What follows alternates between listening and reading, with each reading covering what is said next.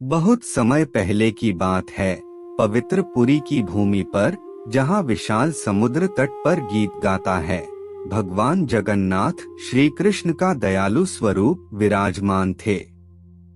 वे अपने भक्तों से बहुत प्रेम करते थे और उनकी लीलाएं अत्यंत रहस्यमयी थीं।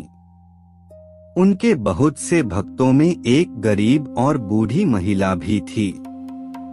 वह अकेली रहती थी और उसके पास भगवान को भेंट करने के लिए न तो सोना था, न मिठाइयाँ और न ही कोई भव्य दावत, लेकिन उसके पास एक अत्यंत मूल्यवान चीज थी, सच्ची भक्ति।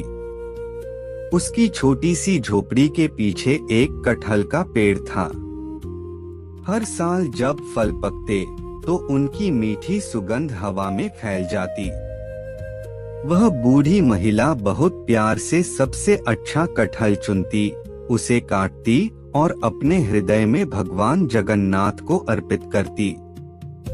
वह कहती, हे प्रभु, मेरे पास इस साधारण फल के अलावा और कुछ नहीं है, कृपया इसे स्वीकार करें।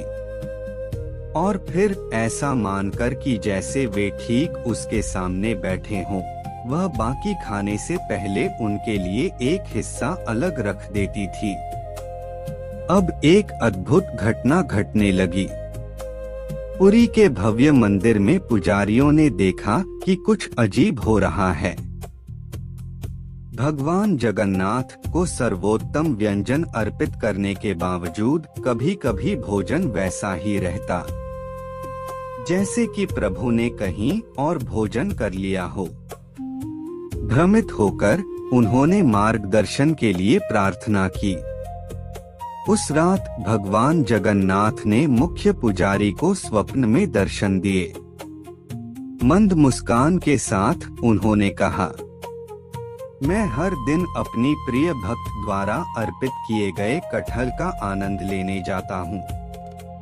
उसका प्रेम तुम्हारे द्वारा तैयार किए गए किसी भी दावत से कहीं अधिक मीठा है।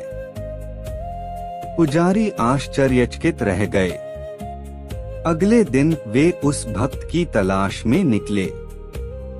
शहर में खोजबीन करने के बाद वे उस बूढ़ी महिला की झोपड़ी तक पहुँचे।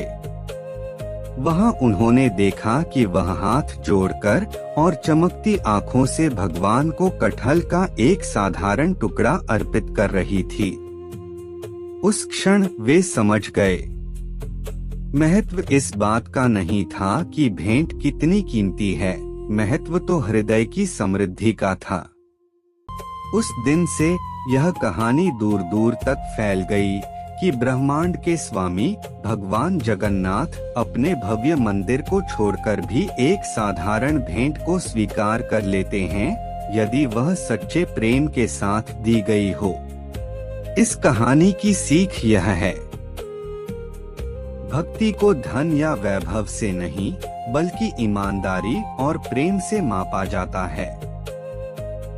जब कोई वस्तु पूरे हृदय से अर्पित की जाती है, तो वह साधारण भेंट भी दिव्य बन जाती है।